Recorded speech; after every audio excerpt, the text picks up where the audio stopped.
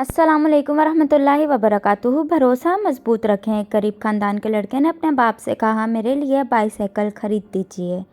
बाप के लिए बाईसाइकिल ख़रीदना मुश्किल था, उसने टाल दिया।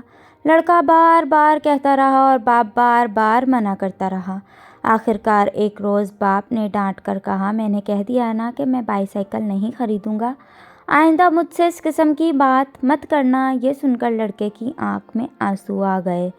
वो कुछ देर तक चुप रहा, उसके बाद रोते हुए बोला, आप ही तो हमारे बाप हैं, फिर आपसे ना कहें तो किससे कहें। इस जुमले ने बाप को तड़पा दिया। अचानक उसका अंदाज बदल गया। उसने कहा, अच्छा बेटे, इत्मीनान रखो, मैं तुमको ज़रूर बाईसाइकिल ले दूँगा। ये कहते हुए बाप की आंखों में आंसू आ गए। कुछ दिनों में उसने पैसे पूरे करके बेटे के लिए नई बाईसाइकिल ख़रीद दी। लड़के ने बज़ाहिर एक लफ्ज़ कहा था, मगर यह ऐसा लफ्ज़ था जिसकी कीमत उसकी अपनी ज़िंदगी थी, जिसमें उसकी पूरी हस्ती शामिल हो गई थी।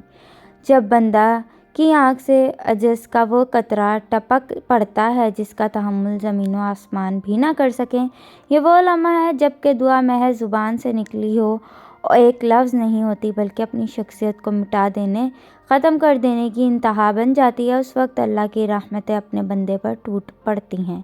बंदगी और खुदाई दोनों एक दूसरे से राज़ी हो जाते हैं।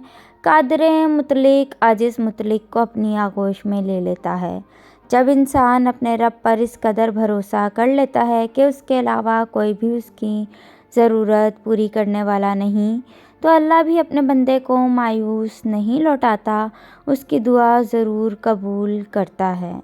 और हमारा ये भरोसा ही हमारा ईमान मजबूत करता है। इस पैगाम को दूसरों तक पहुँचाएँ ताकि किसी की ज़िंदगी को आपके ज़रिए बदल दें। आमीन।